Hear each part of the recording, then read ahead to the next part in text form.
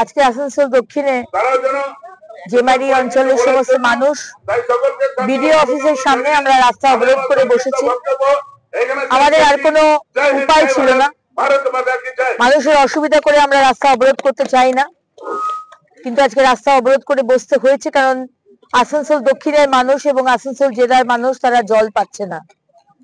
5 মাস 7 মাস আগে মে মাসে দামোদর নদীতে যে ব্রিজ জলের পাইপ সাপ্লাই করে সেই কালাচড়িয়ার ব্রিজ এবং পাইপ ভেঙে ধসে গেল কারণ সেখান থেকে তৃণমূলের ক্যাডার নেতারা তারা বালি চুরি করে, দামোদরকে বালি চুরি করে করে শেষ করে দিয়েছে, দামোদর নদীকে শেষ করে দিয়েছে, ব্রিজটা ভেঙে পড়লো।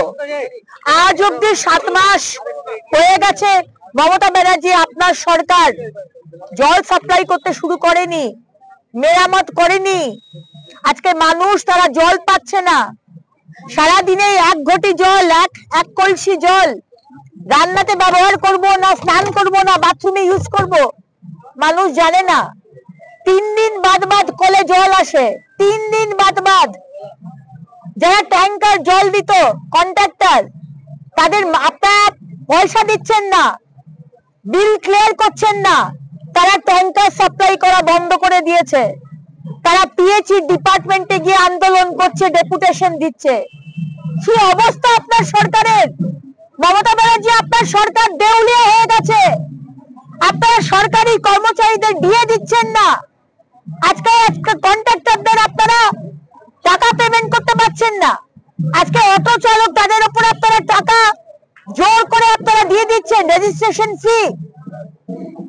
আজকে ছেলে মেয়েরা তারা বাইরের রাজ্যে চলে গেছে, তাদের চাকরি নেই, মহিলাদের সুরক্ষা নেই, আর জল নেই। আমরা কোনো কিছু জানতে চাই না, আপনার সরকার আপনাকে জল দিতে হবে। আর 15 বছরের ব্যর্থতা আপনি ঢাকার জন্য যদি বলেন যে এসআইআর করতে দেব না, বিএলওরা মারা যাচ্ছে, এসআইআর হবে না পশ্চিমবঙ্গে, তা হবে না। এসআইআর হবে আর আপনাকে জল দিতে হবে।